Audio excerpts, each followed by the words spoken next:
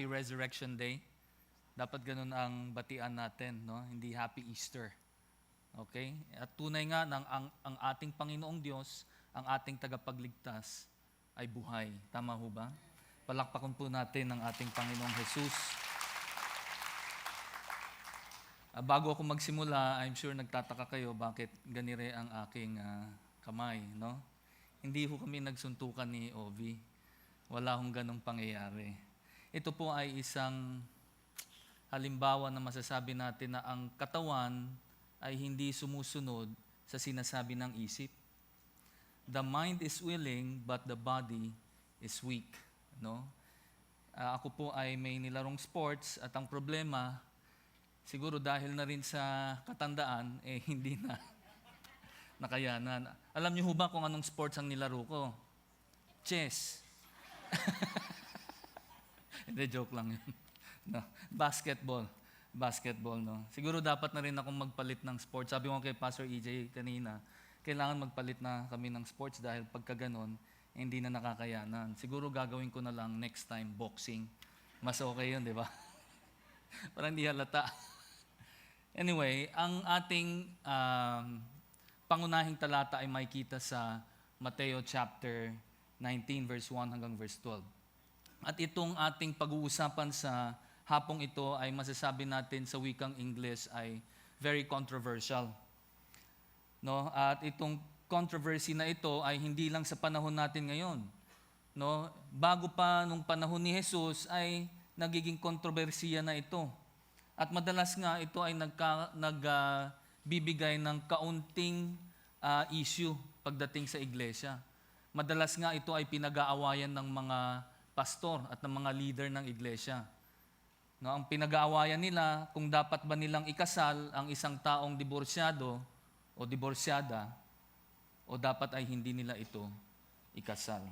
Kaya napakahalaga na malaman natin ang katotohanan ito mula sa kanyang salita. At saan natin makikita yon? Sa Biblia. Di ba? Kaya ito ang ating titignan sa hapong ito. Alam niyo, may survey na ginawa na sinasabi na ang mga Kristiyano daw, no, ang divorce rate ng mga Kristiyano at ng mga hindi Kristiyano ay halos pareho daw. Naniniwala ho ba kayo sa ganun? Sa totoo lang, hindi po ako naniniwala sa survey na yon. Dahil kung ang isang tao ay tunay na Kristiyano, ang gagawin niya, susundin niya ang utos ng Diyos. Pag sinabi ng Diyos na galit o kinamumuhian ko ang diborsyo, ano ang gagawin ng kanyang mga tagasunod o kanyang mga anak? Hindi nila gagawin yan dahil sa kanilang pagmamahal sa Diyos. Maaari siguro ang survey na to ay ginawa doon sa mga taong nagsasabi na sila ay Kristiyano sa titulo lamang at hindi Kristiyano sa kanilang mga buhay. Alam niyo ba kung bakit hanggang sa ngayon ay parati pa rin may kontrobersiya pagdating sa diborsyo at sa muling pag-aasawa? Ito ay hindi sa kadahilanan na may problema sa utos na ibinigay ng ating Panginoong Diyos. Wala hong problema diyan. Hindi rin mong masasabi na mali ang interpretasyon ng tao. Paano ka magkakamali kung sinabi ng Diyos na kinamumuhian ko ang diborsyo? Ano ba ang pagkakaintindi natin doon? Di ba? Ang linaw. Ayaw ng Diyos ng diborsyo.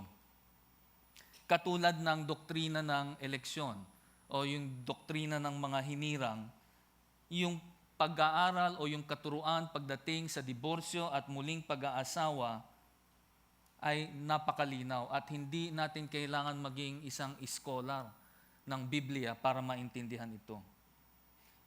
Isa lamang ang kadahilanan dyan. Kaya natin hindi maintindihan o ayaw intindihin, ito ay dahil sa ating katigasan ng ulo. At kung titignan natin mamaya dun sa ating pangunahing talata, ay makikita natin ito ay nagmumula sa ating katigasan hindi lang ng ulo, pati ng katigasan ng ating puso. Katulad nitong mga pariseyong ito na madalas na binabanggit ni Jesus. Ano ang ginagawa ng mga pariseyo? Parati nilang itinatanggi, binabaliwala ang mga katuruan ni Jesus. Kahit alam na nila ito ay totoo, kanila pa rin itinatanggi at ayaw nilang paniwalaan.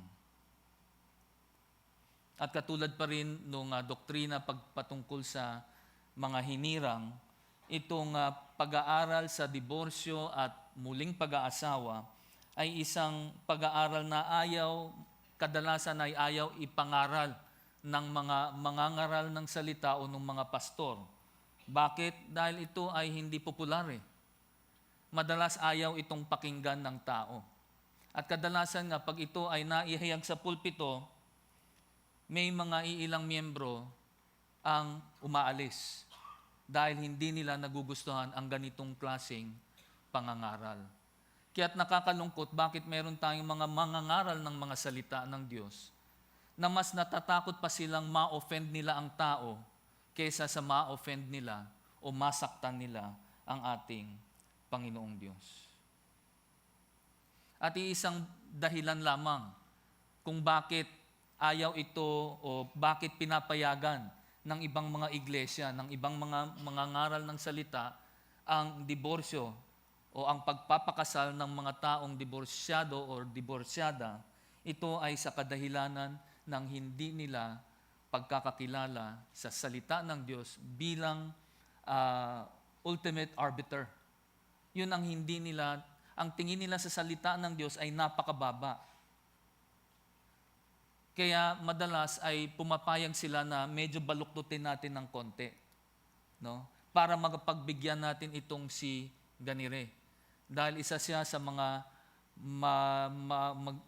malakas o malaking na isang generous, no, sa wikang Ingles, generous giver ng ating iglesia. Kaya minsan pinagbibigyan, babaluktutin natin ng konti ang salita para lang mapagbigyan ang taong iyon. Pero yan po ay mali at yan ay nagmumula doon sa kanilang mababang pagtingin sa salita ng Diyos. Kung naniniwala ka na ang Biblia ay salita ng Diyos, di dapat anong ginagawa natin? Ito ay dapat nating sinusunod. Sa hapong ito, sa pagpapatuloy natin sa pag-aaral ng Ebanghelyo ni Mateo, ang panalangin ko na sa grasya ng Diyos ay ating maintindihan itong napaka-importanteng paksa na ating pag-uusapan sa hapong ito. At hindi lang yun, na tayo rin ay dumating sa punto na kung saan ay ito ay ating susundin. Medyo mahaba ang ating talata, kaya't ito ay babasahin ko na lang sa inyo. Makikita natin ito sa Mateo chapter 19, verse 1 hanggang verse 12. At ito ang sinasabi sa Mateo 19. Nangyari na nang matapos na ni Jesus ang mga pananalitang ito, nilisan niya ang Galilea at pumaroon siya sa mga hangganan ng Judea sa kabilang ibayo ng Jordan. Sinundan siya ng napakaraming tao at pinagaling niya sila roon. Nilapitan din siya ng mga Pariseo upang subukin siya. Sinabi nila sa kanya, na ayon ba sa kautusan na palayasin ng isang lalaki ang kanyang asawa sa anumang dahilan? Sumagot siya sa kanila, hindi ba ninyo nabasa na siya na lumalang sa kanila sa pasimula pa ay nilalang sila na lalaki at babae? Sinabi pa niya, dahil dito, iiwanan ng lalaki ang kanyang ama at ina at makikisama sa kanyang asawa. Silang dalawa ay magiging isang laman. Verse 6, kung gayon, hindi na sila dalawa, kundi isang laman. Ang pinagsama nga ng Diyos ay huwag paghiwalayan ng tao. Sinabi nila sa kanya, kung gayon, bakit ipinag-utos ni Moises na magbigay ng isang kasulatan ng paghihiwalay bago palayasin ang babae? Sinabi niya sa kanila, dahil sa katigasan ng inyong mga puso, kaya ipinahintulot ni Moises na palayasin ninyo ang inyong mga asawa. Ngunit gayon sa pasimula, sinasabi ko sa inyo na ang sino mang magpalaya sa kanyang asawang babae, maliban sa pakikiapid nito at mag-aasawa ng iba, ay magkakasala ng pangangalunya. Ang sino mang magpakasal sa babaeng pinalayas ng kanyang asawa ay nagkakasala ng kasalanang sexual. Sinabi ng kanyang mga alagad sa kanya, kung ganyan ang kalalagyan ng lalaki at ng kanyang asawa, makakabuti pang huwag nang mag-asawa. Ngunit sinabi niya sa kanila, hindi matatanggap ng lahat ng mga tao ang pananalitang ito, kundi doon lamang sa pinagkalooban. Ito ay sapagkat may mga ipinanganak na bating. Sila ay gayon na mula pa sa sitnapupunan ng kanilang ina. May mga bating naman sa ginagawang bating ng mga tao. May mga bating din na sinadya nilang maging mga bating alang-alang sa paghahari ng langit. Ang makakatanggap nito ay hayaang tumanggap nito. Manalangin po tayo. Panginoong Diyos na makapangyarihan sa lahat, kami po ay lumalapit sa inyo muli ng may pagpapakumbaba. Alam po namin na ang paksa na nasa aming harapan ngayon ay isang paksa na madalas ay kinamumulan ng hindi pagkakaintindihan sa iglesia at pati na rin sa mga kapatiran. Panginoon, naway sa aming pag-aaral ng inyong salita ay aming maintindihan kung ano ba talaga ang inyong disenyo sa pag-aasawa at kung ano rin ang inyong masasabi pagdating sa diborsyo at muling pag-aasawa. Salamat, Panginoon, dahil alam po namin na ang kakayanan namin upang maintindihan ang inyong salita ay hindi po nanggagaling sa amin, kundi ito ay nanggagaling din sa inyo. Salamat po sa aking mga kapatid na nandirito ngayon. Naway buksan niyo po sana ang aming mga puso't isipan. Ito po ang aming samot dalangin sa matamis na pangalan ni Jesus. Amen. Tatlong punto lamang ang ating pag-aaralan sa hapong ito. Yung pinakauna, ang issue ng diborsyo. Pangalawa, ang issue sa muling pag-aasawa. Pangatlo, ang issue ng di pag-aasawa. So tatlo yan. Okay? Punta na natin yung pinakauna, ang issue ng diborsyo. Pag-uusapan natin ang diborsyo. Ang sabi sa Mateo chapter 19 verse 1 and 2, ito yung sinasabi dyan, nangyari na nang matapos na ni Jesus ang mga pananalitang ito, nilisan niya ang Galilea at pumaroon siya sa mga hangganan ng Judea sa kabilang ibayo ng Jordan. Sinundan siya ng napakaraming tao at pinagaling niya sila roon. Yung sinabi ni Mateo na nang matapos na ni Jesus ang mga pananalitang ito, ang ibig sabihin po niyan ay pagkatapos ng isang diskurso. Ano ba yung diskurso? Ano ba yung discourse? Ang diskurso ay sa wikang Ingles ay isang unit of teaching. No, isang pag-aaral, no, isang set ng pag-aaral. Pwede nating sabing isang sermon, katulad nung sermon ni Jesus sa bundok, yung Sermon on the Mount. No, yung mula chapter 5 ng Mateo hanggang chapter 7, yan ay isang diskurso. That is one discourse, no? At yung Matthew chapter 13 din, kung naalala nyo, na 8 talinhaga na nakita natin doon, yan ay isa ring discourse, isa ring diskurso yan. Ang tinutukoy dito ni Mateo ay yung diskurso na binanggit ni Jesus sa buong chapter 18. Yun din ay isang unit of teaching, isang discourse din yun. At ang sabi ni Mateo, pagkatapos ng diskursong yon, ang ginawa ni Jesus ay umalis na siya sa Galilea. Umalis na siya sa Galilea. At ano ba ang importansya o yung significance nung pag-alis ni Jesus sa Galilea? Ano ang ibig sabihin nun? Ang ibig sabihin nun ay natapos na ang kanyang ministeryo sa Galilea. At saan na siya patungo? Ang sabi sa verse 1, siya ay pumaroon sa hangganan ng Judea sa kabilang ibayo ng Jordan. At ano ang pangalan ng lugar ng kabilang ibayo ng Jordan? Ang tawag ho doon ay Perea. Hindi ho nakalagay dito sa Biblia, pero ang tawag ho doon ay Perea. At kung ita-translate mo ang Perea, salitang Perea, sa wikang sa wikang Ingles, dahil ang Perea ay wikang Greko, sa wikang Ingles, ang ibig sabihin nun ay the beyond. Kaya pag sinabi ni Jesus sa kabilang ibayo or the beyond, iisa lang ang lugar na yon. yun ay ang Perea. At ang Perea, nung mga panahong iyon, ay ang namamahala dyan ay si Herod Antipas. Kilala nyo ba kung sino si Herod Antipas? Naalala nyo pa ba yon? Si Herod Antipas ang siyang, paano ba natin sasabihin yon? Parang inakit niya yung asawa ng kanyang kapatid na si Philip. At naging asawa niya si Herodias. Naalala nyo ba si Herodias? Si Herodias ang isa sa mga asawa ni Herod Antipas. No? At nung inasawa niya si Herodias, dalawang kasalanan ang kanyang nagawa. Hindi lamang pangangalunya, yung isa pa ay tinatawag nating incest sa wikang Ingles. Alam niyo kung bakit incest? No? Hindi lamang ito asawa ng kapatid niya, itong si Herodias ay apo nung tatay niya na si Herod the Great. No? Kaya itong si Herodias ay pamangkin ni Herod Antipas. Pinakasalan niya ang kanyang pamangkin. Kaya hindi lang pangangalunya niya ang kanyang kasalanan, pati na rin incest. At siya rin ang may kagagawan kung bakit napugutan ng ulo si Juan Bautista. Naalala niyo ba yon? Di ba nung sumayaw ang anak ni Herodias na si Salome at naibigyan ito ni Herod Antipas, hiniling niya ito kanino?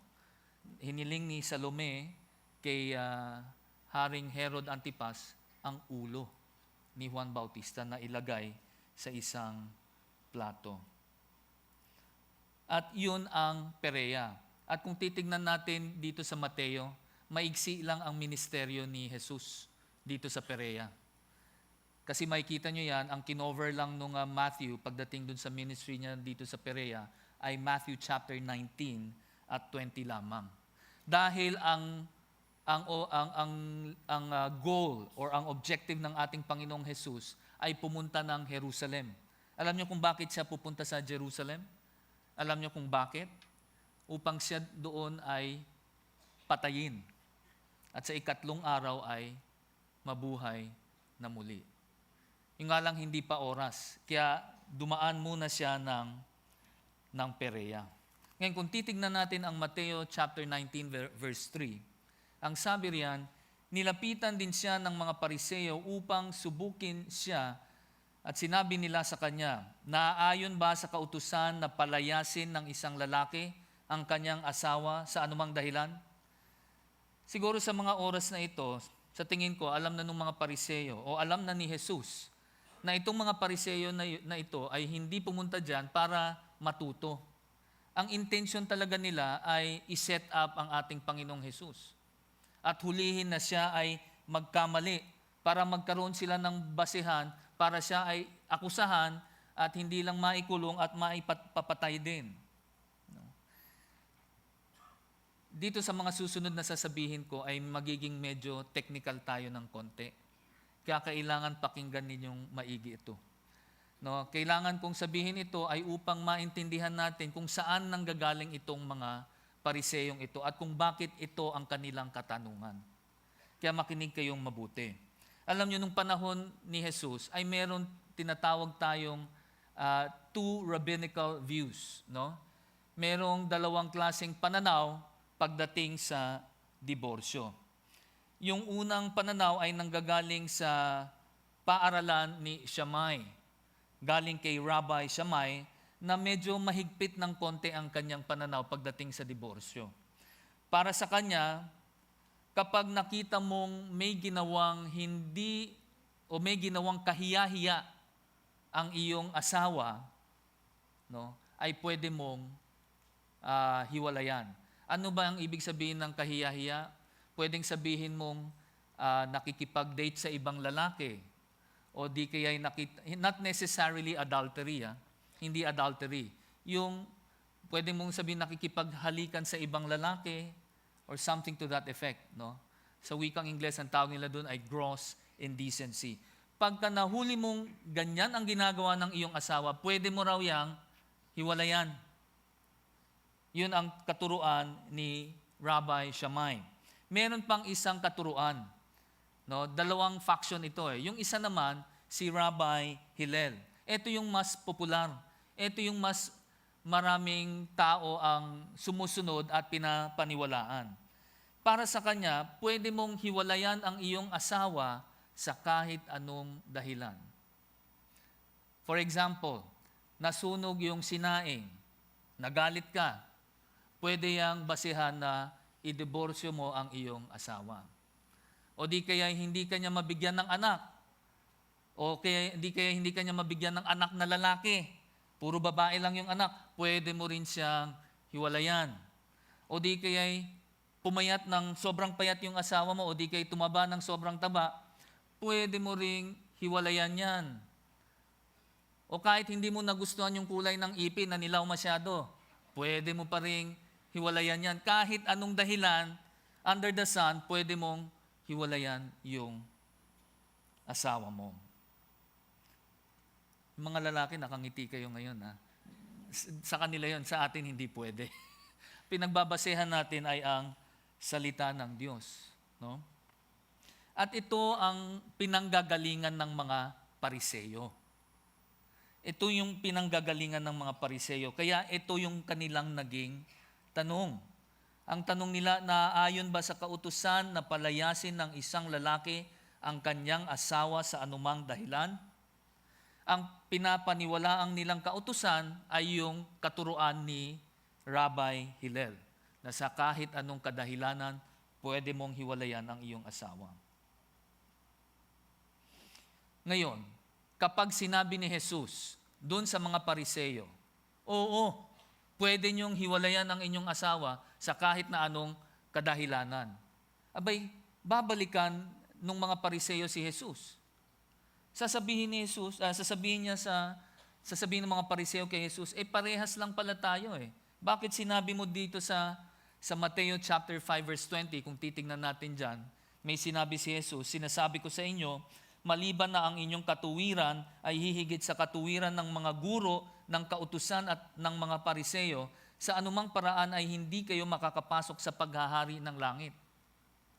Ang sabi ni Jesus, kung yung inyong katuwiran, yung righteousness niyo ay hindi hihigit dito sa mga Pariseyo na to, ay hindi ka makakapasok sa kaharian ng langit.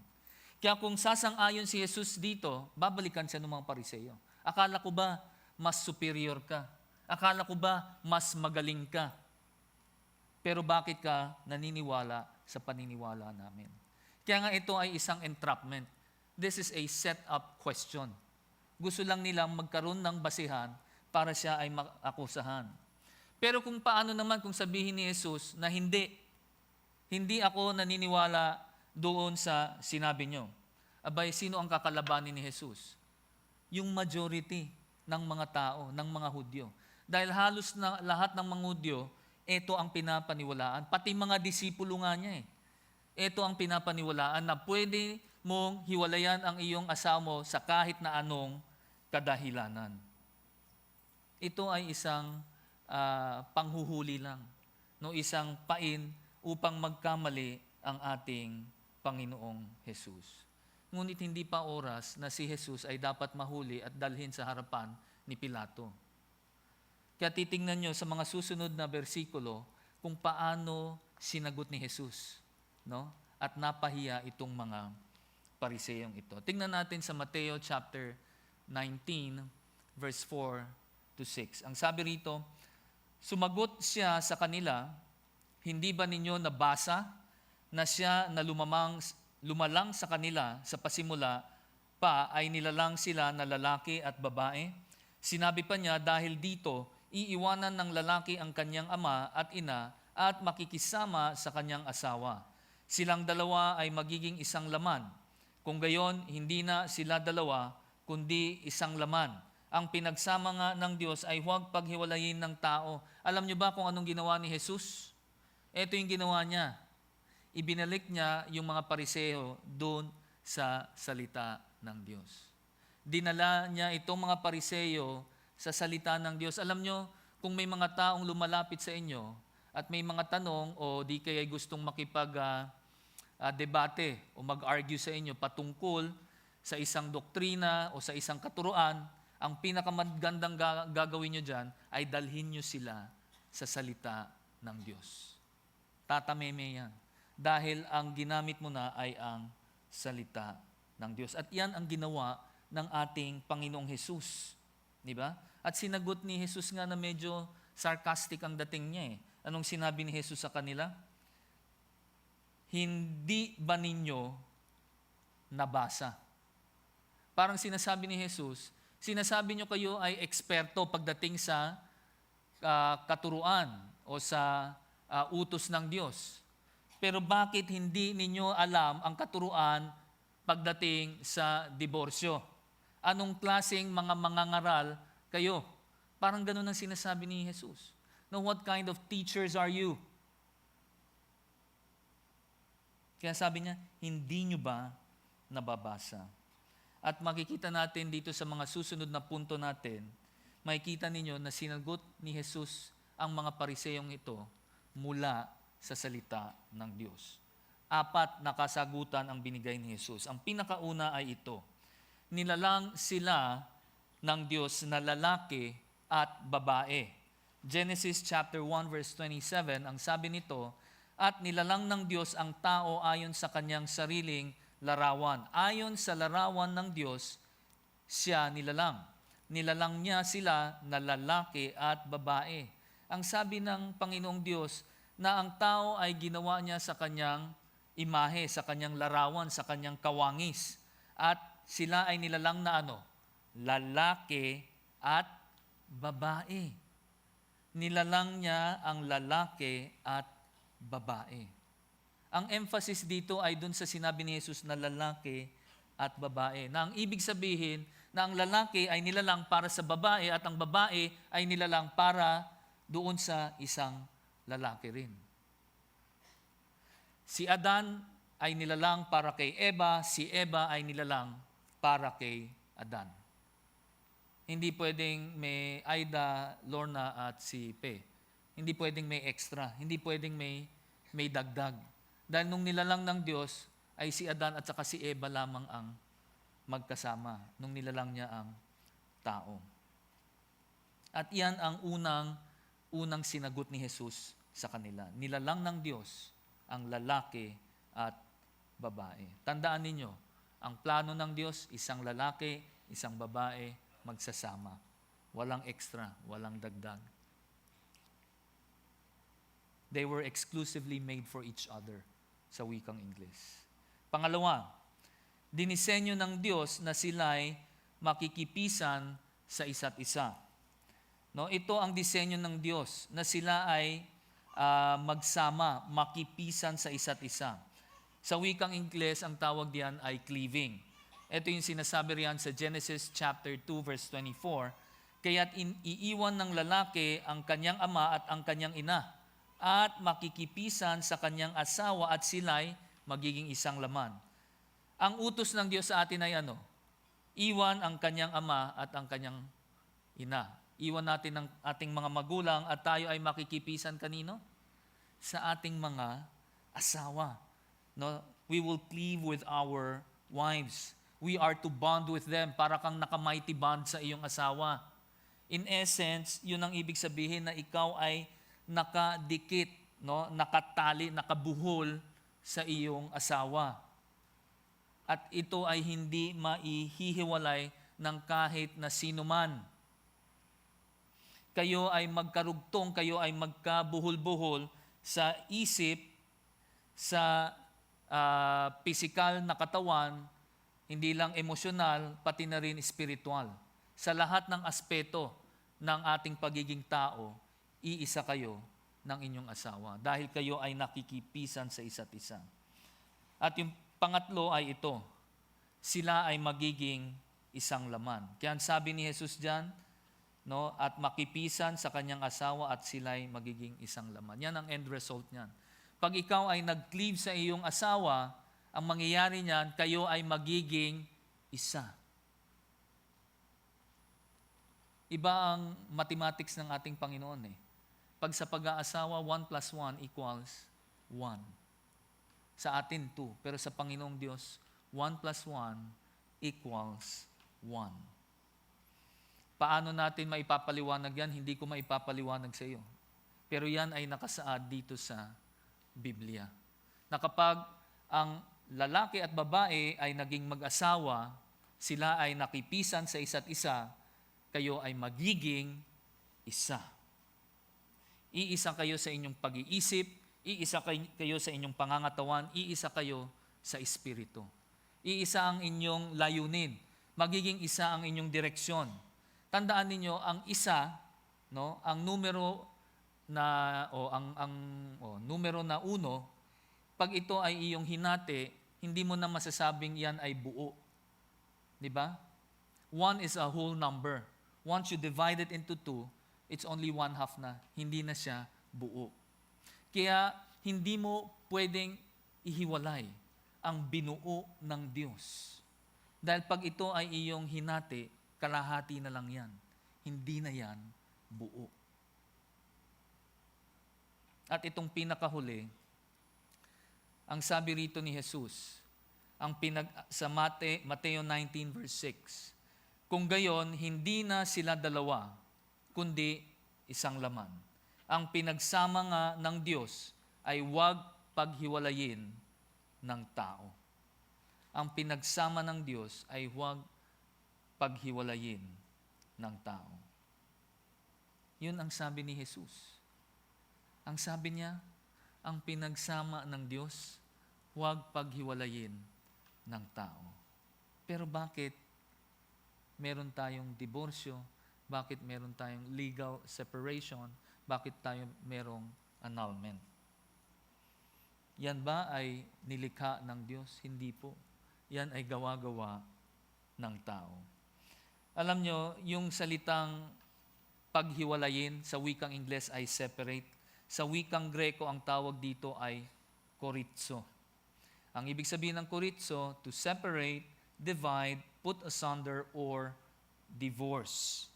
Kaya ang sinasabi ng Diyos, ang sinasabi ni Jesus, what God has put together, you cannot divorce. You cannot annul. What God has put together, you cannot divorce. Ngayon, sasabihin nyo, pastor, dito sa atin, hindi naman uso yung divorce Di ba? Dito sa atin ay annulment, di ba? Annulment. Pero alam nyo, mas matindi yun, Kasi pag sinabi mong annulment, ang sinasabi mo riyan, hindi nangyari yung pagpapakasal ninyo. Di ba? Paano mo masasabing hindi nangyari yung pagpapakasal ninyo? Nandun ako nung naghanda kayo. Nakita ko kayo nung kinasal kayo. You get my point? Ang daming testigo. Kaya hindi mo pwedeng sabihin, hindi nangyari yung pagpapakasal na iyon. Sino ba niloloko natin? Ang Diyos o ang tao? Tandaan ninyo, kinamumuhian ng Diyos ang diborsyo. Ayaw ng Diyos na ang mag-asawa ay maghihiwalay. Ginawa ng Diyos ang lalaki para sa babae, ang babae para sa lalaki. Sila ay makikipisan sa isa't isa at sila ay magiging isa. Ang Panginoong Diyos ang siyang nagtatag ng marriage or ng pag-aasawa. Ngunit ang nakakalungkot, ang gustong gawin ng tao, parate ay sirain ito sa pamamagitan ng ng diborsyo. Sa tingin ko sa panahon na ito, nung sinasabi ito ni Jesus, yung mga Pariseo, alam na nila na sinasabi ni Jesus na galit ang Diyos pagdating sa diborsyo. At hindi niya pahihintulutan na magkaroon ng diborsyo sa kanyang mga tagasunod. Ngayon, tignan ninyo kung ano na ang magiging reaksyon nitong mga Pariseo ito nung sinasabi ni Jesus sa kanila. Nagalit ang Diyos sa diborsyo. Kinamumuhian ito ng Diyos. Alam nyo anong naging reaksyon nitong mga Pariseo na ito? Tingnan natin sa Mateo chapter 19, verse 7 to 9. Ang issue ng muling pag-aasawa.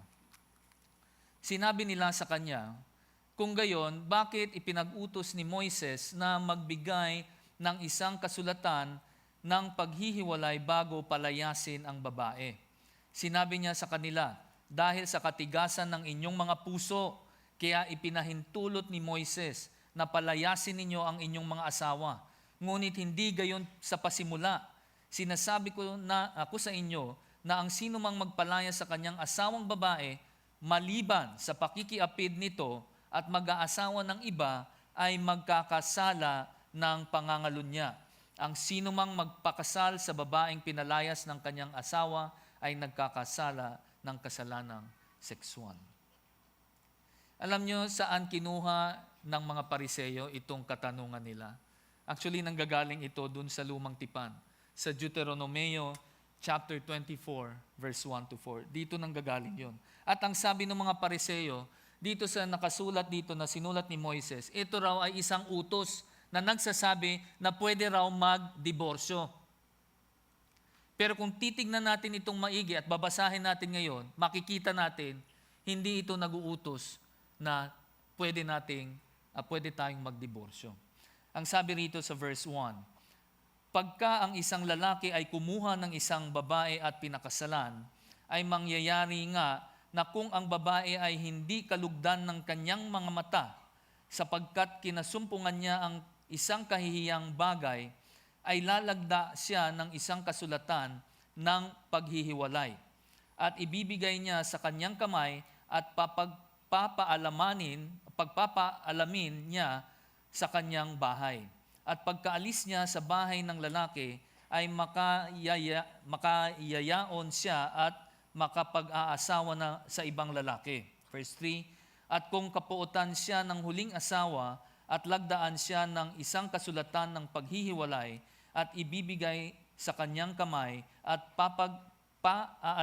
aalamin siya sa kanyang bahay, o kung mamatay ang huling asawa na kumuha sa kanya upang maging asawa niya, hindi na siya makukuhang muling maging asawa ng kanyang unang asawa na humiwalay sa kanya, pagkatapos na kanyang mapangayupapa siya, sapagkat iyaoy karumal-dumal sa harap ng Panginoon.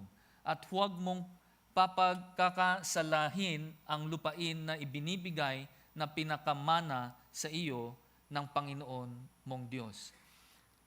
Napakahaba, no? Nagkabulol-bulol yung aking dila dito. Pero in a nutshell, ang sinasabi lamang dito ay hindi sinasabing pwede kang maghiwalay or magdiborsyo. Dito sinasabi na sila ay nagdidiborsyo na.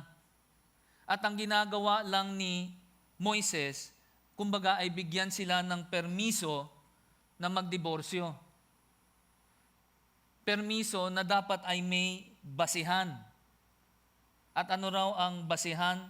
Pagka may ginawang kahiyahiyang bagay yung kanyang asawa. Katulad nung sinabi ko kanina. No? Yung kahiyang-hiyang bagay na yun, hindi po necessarily adultery. At malamang hindi adultery. No? Pero kung babasehan natin sa standard ng ating Panginoong Diyos, pag ikaw ay tumingin sa babae ng may lust, ano na yon? Yan ay adultery na eh. Pangangalunya na yon sa mata ng Diyos. No? Pero dito sinasabi, kapag may ginawang kahiyahiya ang asawa, binigyan ni Moises ng permiso.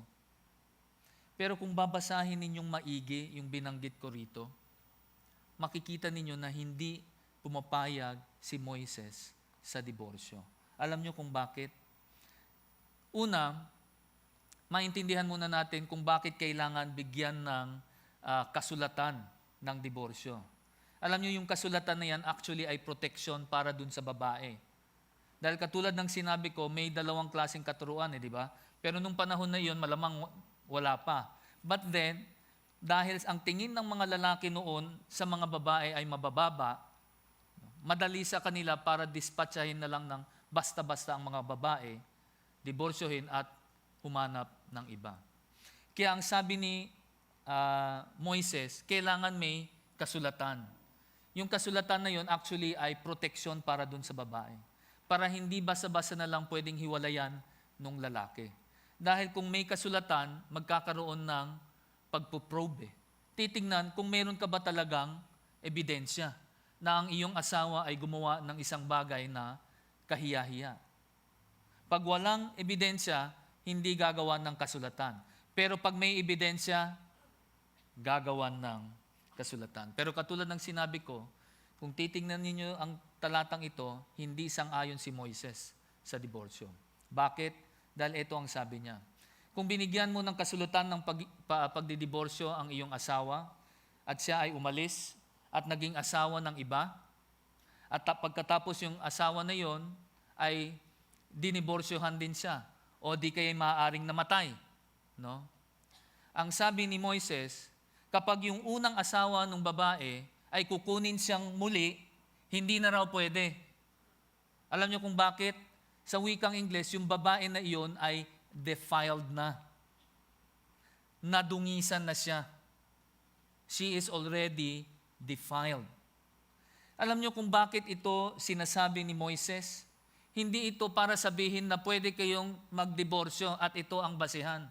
Ang sinasabi niya, ito ay kanyang sinasabi para i-discourage yung mga tao na i-divorce ang kanilang mga asawa. Dahil pag ginawa nila yon, ang ginagawa nila ay madedefile yung kanilang mga asawa. At kung sino man ang magiging asawa ng kanilang asawa, both of them are defiled. At kung ayon kay Jesus, pareho silang nangangalunya. Kaya dito pinapakita ni Moises, ba't kayong magdidiborsyo kung alam ninyo ganito ang magiging epekto? Pero katulad ng sinabi ko sa inyo kanina, ito ay nagmumula sa katigasan ng puso ng tao. Dapat nating maintindihan na kinamumuhian ng Diyos ang diborsyo. Dapat nga walang diborsyo. Walang diborsyo. Kung titingnan ninyo ang Biblia, lalo na sa Genesis, wala namang sinabi ang Diyos na nagkaroon siya ng exception clause na pwedeng magdiborsyo ang tao or si Adan at si Eva. Kaya nga ang sabi ni Jesus sa verse 8 ng Mateo 19, dahil sa katigasan ng inyong mga puso, kaya pinahintulot ni Moises na palayasin ninyo ang inyong mga asawa, ngunit hindi gayon sa pasimula. Sa pasimula, nung nilalang ng Diyos ang lalaki at babae, walang diborsyo. Nung dumami lang ang tao, nung naging makasalanan ang mga tao, nung gusto ng tao ay magpakasasa sa laman at sa kasalanan, doon nagkaroon ng diborsyo. Doon nagkaroon ng diborsyo. Punta tayo ngayon doon sa Mateo chapter 19, verse 9. Okay? Basahin ko sa inyo Matthew 19 verse 9, sinasabi ko sa inyo na ang sino mang magpalaya sa kanyang asawang babae, maliban sa pakikiapid nito at mag-aasawa ng iba, ay magkakasala ng pangangalunya. Ang sino mang magpakasal sa babaeng pinalayas ng kanyang asawa ay nagkakasala ng kasalanang sexual. Alam niyo, nung binabasa ko ito, sabi ko, parang gusto kong i-skip ito at hindi na pag-usapan. Hindi sa dahil sa hindi ako naniniwala kung ano ang sinasabi ni Jesus dito. Ito ay sa kadahilan ng, alam ko pag ito ay ating pinag-usapan ngayon, sigurado maraming tanong ang papasok sa inyong isipan. Buti na lang at ang aking ipinangangaral ay hindi yung aking experience. Buti na lang ang aking ipinapangaral dito ay ang salita ng Diyos. At ang basihan ko parati ay ang kanyang salita. Kaya sana ay pakinggan ninyong maigi itong mga sasabihin ko. Ano ba ang sabi ni Jesus dito? Sabi niya na ang sino mang magpalaya sa kanyang asawang babae, maliban sa pagkikiapid nito at mag-aasawa ng iba, ay magkakasala daw ng ano? Ano raw ang kasalanan? Pangangalunya. Sa wikang Ingles, if you marry a divorcee, you are committing what? Adultery. If you marry a divorcee, you are committing adultery. Ngayon, may binanggit dito si Jesus. Ang sabi niya, maliban sa pakikiapid. May exception clause na sinabi siya, no? Ang sino mang magpalaya sa kanyang asawang babae, maliban sa pakikiapid nito, at mag-aasawa ng iba ay magkakasala ng pangangalunya. Pero kung ang kasalanan ng asawa, ang dahilan ng diborsyo ay pakikiapid, hindi raw, kung mag-asawa ka muli, ay hindi ka nangangalunya. Ano bang sinasabi rito? Kinokontra ba ni Jesus mismo yung kanyang katuruan? Ano sa tingin ninyo? Kasi ang sabi niya, ang pinagsaba nga ng Diyos ay huwag paghiwalayin ng tao. Tapos dito biglang may sinabi siya, maliban sa pakikiapid. Ano yan? Mukhang nagka-problema ba ang ating Panginoon? Definitely not. Siyempre hindi. Hindi pwedeng magkamali ang ating Panginoong Diyos. Tandaan ninyo, ang kadahilanan kung bakit gusto ng tao na hiwalayan ang kanilang asawa, ito ay sa kadahilanang matitigas ang kanilang mga puso. It is because of the hardness of their hearts. At naalala nyo rin yung sinabi ko kanina, ano ba ang parusa nung panahon nila Moises pag ikaw ay nangalunya? Ano ang parusa? Kamatayan, di ba? Ang parusa ay kamatayan. Pero alam nyo, as you go down in history, mapapansin ninyo na may pagbabago. Na yung kaparusahan na kamatayan ay dahan-dahang binago. At ang naging kaparusahan ay diborsyo. Uulitin ko. As you look down history, makikita ninyo na nagkaroon ng pagbabago doon sa kaparusahan ng pangangalunya. From death, ito ay naging divorce. Uulitin ko, hindi Diyos ang may pakana ng diborsyo. Ito ay tao. Ang Diyos lang ay naging maawain at hindi na niya ipinasa katuparan yung kaparusahan na yun. Ngunit dahil sa kabaluktutan ng tao, sa kanilang pag-iisip, ito ay kanilang iniba. Naalala nyo ba si Haring David? Nangalunya ba siya? Sino yung naging kaulayaw niya? Si Bathsheba. At meron pang iba. Si Haring Solomon. Huwag na natin pag-usapan yun, sa dami, no? Pero sila ba ay naparusahan? Naparusahan sila. Pero hindi sila naparusahan ng kamatayan mismo dun sa kasalanan na kanilang nagawa. Pero sila ay pinarusahan ng Diyos.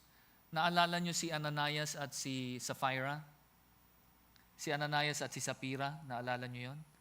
Na kung saan sinabi nila kila Pedro na magbibigay sila, ibibenta nila lahat ng kanilang ari-arian at ibibigay sa kanilang harapan.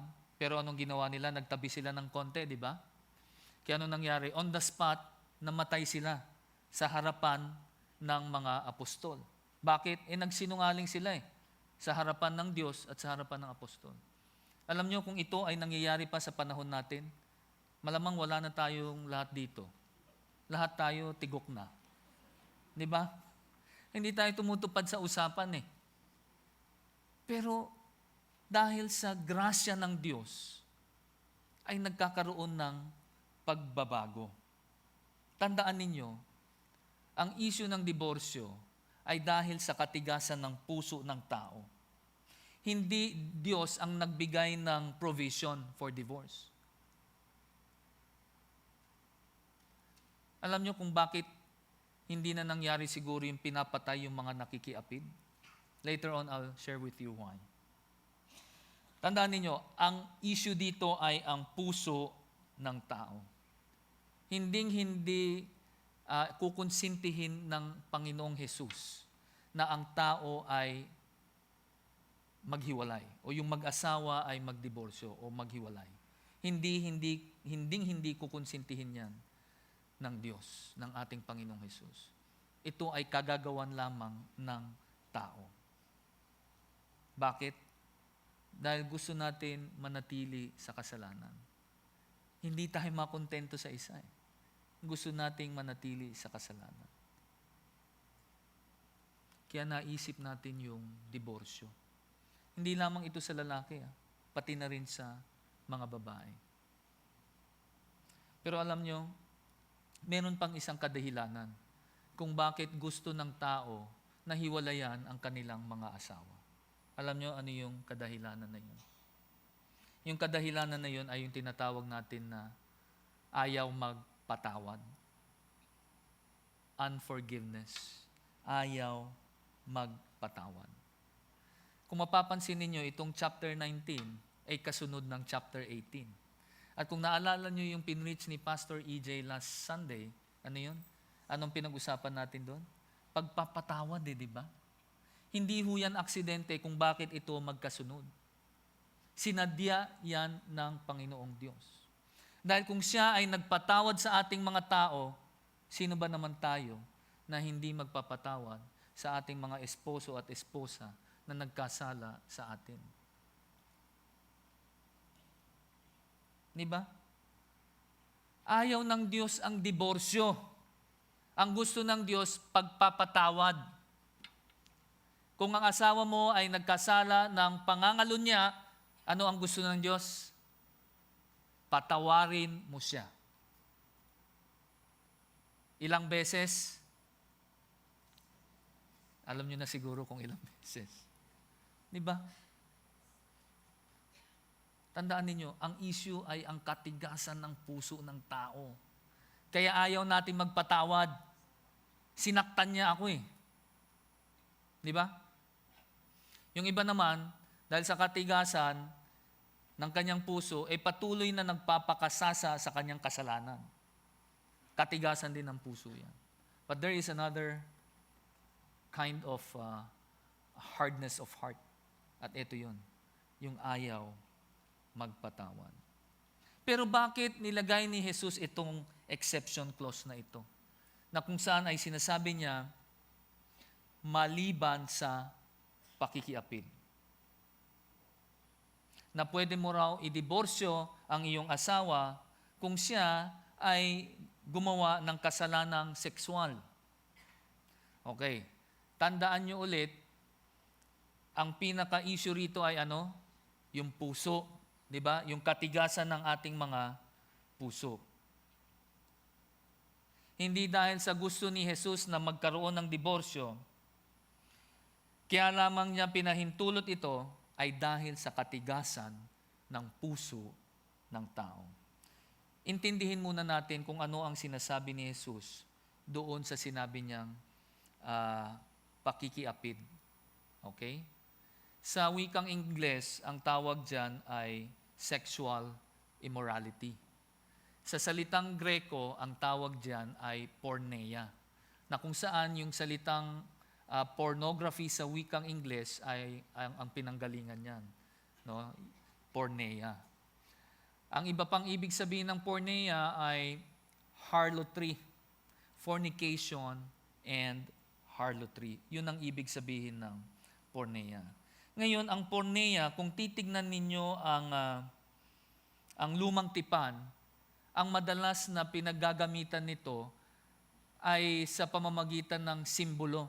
It is often used more, or it is more often used in its symbolic sense rather than in its literal sense. Madalas ito ay ginagamit bilang simbolo. Simbolo ng ano? Simbolo ng pakikiapid ng mga Israelita. Na sila ay tinatalikuran nila ang kanilang Diyos at sumasamba sa ibang Diyos-Diyosan. Kaya ang tawag niya sa mga Israelita, kayo ay nagkasala ng fornication, porneia. Madalas yun ang ginagamit. Sinisimbolo kung ano ang puso ng mga tao. Very seldom na ito ay ginagamit in its literal sense. Ngayon, pag sasabihin mo yung sexual immorality o yung fornication, no, lalo na yung sexual immorality, kasama ba dyan ang adultery? Kasama ho yan. Yung nga lang, pag titignan mo sa Greko ang adultery, hindi ito porneia. Ang tawag sa adultery ay moikeia. So bakit ginamit ng Diyos ang porneia imbis na moikeia?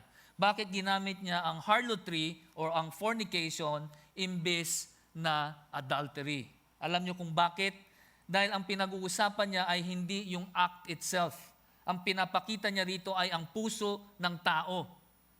Na dun pa lang sa puso ay nangangalunya na ang tao. Kaya pinapakita rito kung bakit nagkaroon ng diborsyo ay hindi dahil sa ito ay ginusto ng Diyos, kundi dahil sa katigasan ng puso ng tao.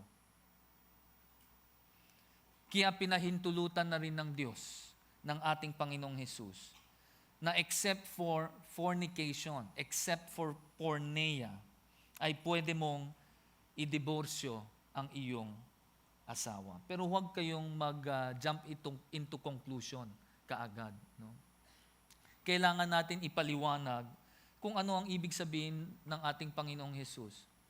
No? Na pwede mo siyang hiwalayan kung sakaling talagang tumigas na ang kanyang puso. Bibigyan ko kayo ng 3 kadahilanan. No? Kung bakit pwede niyong diborsyohan ang inyong asawa at kayo ay muling makapag-asawa. Okay? 3 justifications. Yung pinakauna ay ito. Yung pinakauna. Kamatayan. No? Death. Kung ikaw ay isang byudo o ay isang byuda, nakalagay naman yan sa Biblia. Pwede kang mag-asawang muli. Pangalawa, pag-abandona na resulta ng pangangalunya. Anong ibig sabihin nun? Pag yung lalaki o yung babae iniwan ang kanyang pamilya at sabihin natin itong tao na to ay habitual adulterer, parating nangangalunya at iniwan na ang kanyang pamilya para sa ibang babae o ibang lalaki. At doon ay nagkaroon na siya ng kanyang sariling pamilya. Ano bang ibig kong sabihin? Ang ibig kong sabihin ang lahat ng paraan ay ginawa mo na para kayo ay magkabalikan, ngunit sa katigasan ng puso nitong asawa mo, mas ginusto niyang manatili sa kasalanan ng pangangalunya. Kapag iyan ay kanyang ginawa, pwede mo siyang hiwalayan at ikaw ay pwedeng makapag-asawang muli. Hindi po ako ang nagsasabi niyan. Ang Biblia po ang nagsasabi niyan. Si Jesus mismo ang nagsasabi niyan. Binibigyan lang natin ng detalye, ng kaliwanagan sa mga detalye.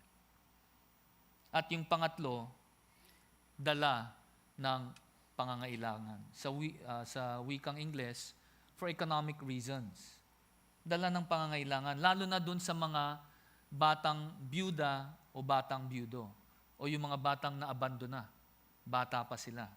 Kung titingnan niyo sa unang Timoteo, chapter 5, verse 14, ang sabi riyan, kaya nga, ninanais ko na ang mga batang balo ay mag-asawa, na sila ay magkaanak at pangalagaan ang kanilang tahanan upang hindi sila magbigay ng pagkakataon sa kaaway na alipustain sila. Yun ang sabi ni Pablo, no? Doon sa mga batang balo, pwede raw mag-asawa. Hindi lang sa mga balo, pati na doon sa mga batang inabandona ng kanilang mga asawa. Naiintindihan niyo ba yung aking sinasabi o sobrang hirap intindihin? Parang nakikita ko yung reaction ng inyong mga mukha. No? Huwag kayong mag-alala. No?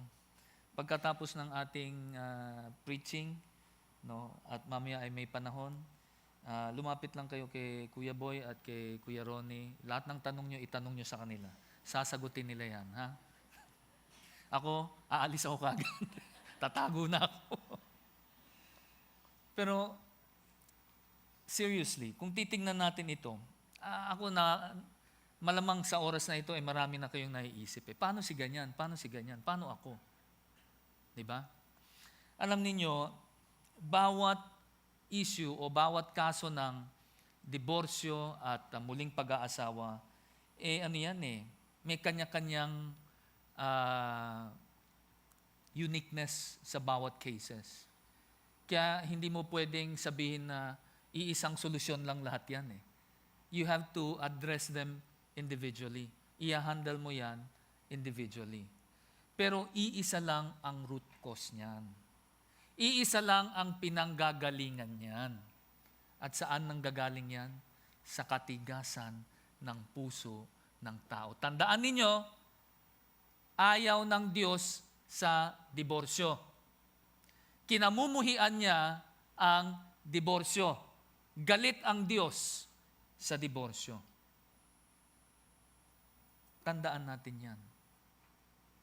Kailangan maintindihan natin yan. Ngunit dahil sa katigasan ng ating mga puso, kaya nagkaroon ng diborsyo. Hindi yan galing sa ating Panginoong Diyos. At dun sa ating pinakahuling punto, ang issue ng di pag-aasawa. Sa Mateo chapter 19, verse 10 to 12. Ang sabi rito, sinabi ng kanyang mga alagad sa kanya, kung ganyan ang kalalagayan ng lalaki at ng kanyang asawa, makakabuti pang huwag nang mag-asawa. Ngunit sinabi niya sa kanila, hindi matatanggap ng lahat ng mga tao ang pananalitang ito, kundi doon lamang sa pinagkalooban. Ito ay sapagkat may mga ipinanganak na bating. Tama ba yung pagkasabi ko? Parang bading no? Pero bating. Hindi ba bating? Bating, hindi nyo rin alam yun, no? Sa wikang Ingles, eunuch. No? Yung eunuch. Sila ay gayon na mula pa sa sinapupunan ng kanilang ina. May mga bating naman na ginagawang bating ng mga tao. May mga bating din na sinadya nilang maging mga bating alang-alang sa paghahari ng langit. Ang makakatanggap nito ay hayaang tumanggap nito. Tingnan ninyo ang naging reaksyon ng mga disipulo ni Jesus. Ano ang naging reaksyon nila? Sabi nila, kung ganyan ang kalalagayan ng lalaki at ng kanyang asawa, hindi na lang ako mag-aasawa. Nakita niyo yung sagot nitong mga disipulo na to? Alam niyo kung bakit ganun ang sagot nila? Dahil sila ay naniniwala dun sa katuruan ni Hillel na kung saan ay pwede mong hiwalayan ang iyong asawa sa kahit anong kadahilanan. Kaya para sa kanila, parang hindi okay Panginoong Jesus, yung tinuturo mo. Kung ganun din lang, hindi na lang ako mag-aasawa. Mukhang ayaw sundin, no? Nakikita natin dito, parang ayaw sundin itong mga disipulo, yung sinasabi ni Jesus. Alam nyo, ganun talaga tayong mga tao.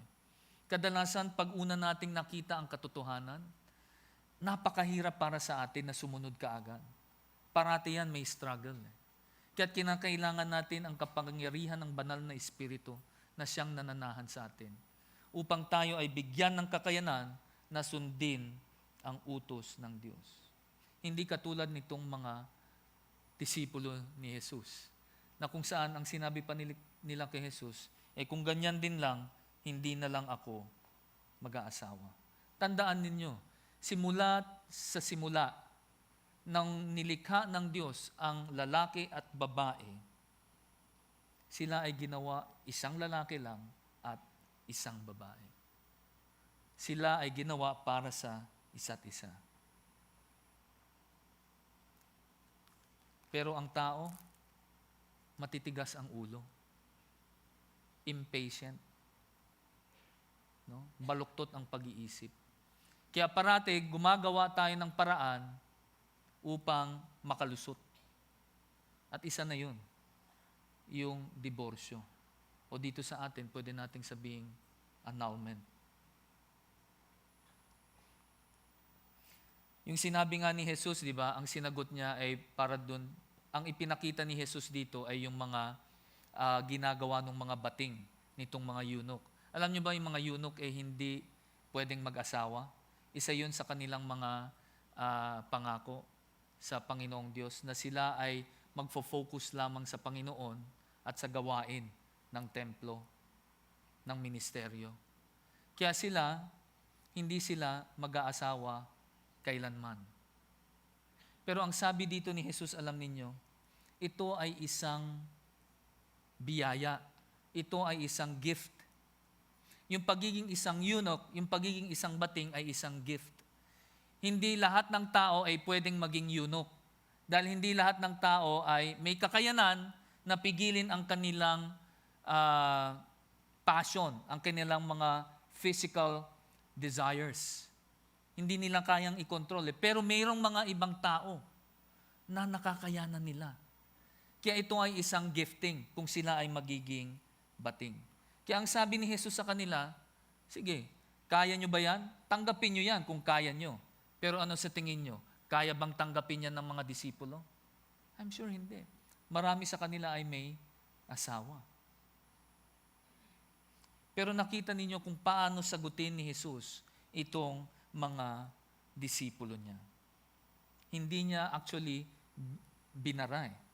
Kundi sabi niya, sige, gusto ninyong maging single all your life? Gayahin ninyo itong ginagawa ng mga eunuch. Pero hindi naman nila kayang gawin.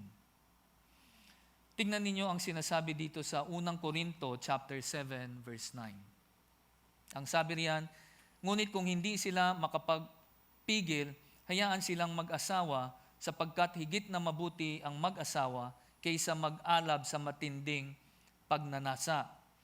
O ano sabi dito ni Pablo? Kung hindi mo na kayang pigilin ang iyong sarili, kaysa ikaw ay mag-alab sa matinding pagnanasa, ano raw ang dapat mong gawin? Mag-asawa ka na. Mag-asawa ka na. Pero hep, wait lang. No? Baka iba ang pagkaintindi nyo dyan. No?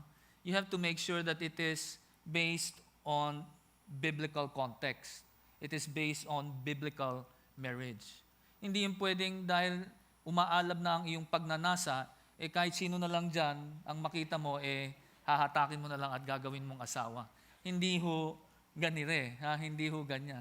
Naalala ko nga yung sinabi ng isang napakalapit na kaibigan ko, ang sabi niya, hindi na nga ako naghahanap ng God's best God's creation na lang, pwede na. Pero sigurado ako nagjo-joke lang siya noon. No? Pero alam ninyo, tandaan natin, no? Itong pag-uusap ng diborsyo at muling pag-aasawa, hindi natin sana dapat pinag-uusapan ito. Kung ang mga tao lang ay naging masunurin sa kautusan ng Diyos.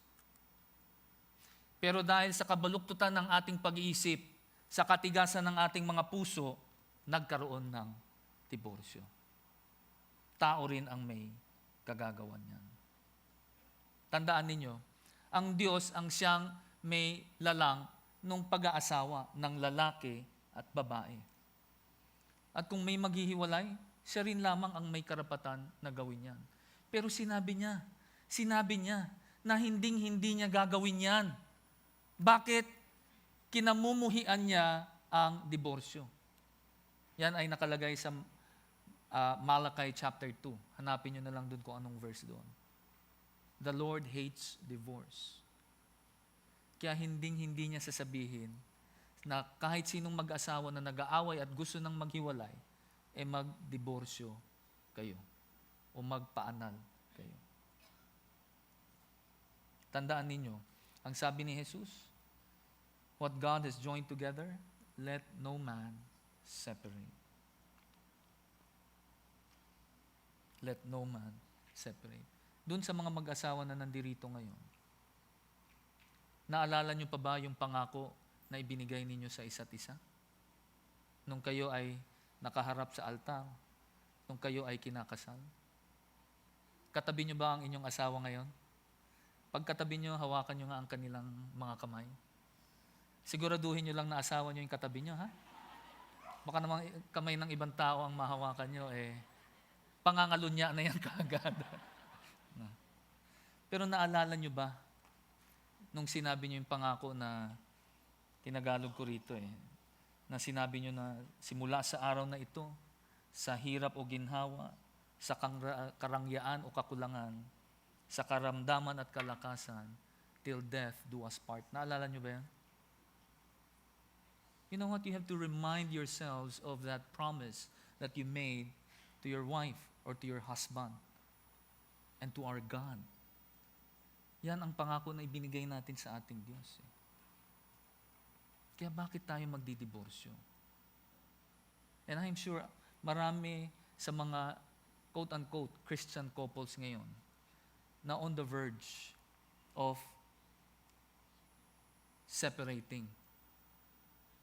Alam nyo anong kadahilanan? Bakit gusto nilang maghiwalay? Hindi nila naiintindihan kung ano ang ninanais ng Diyos sa kanilang mga buhay. At sino ang iniisip nila parati?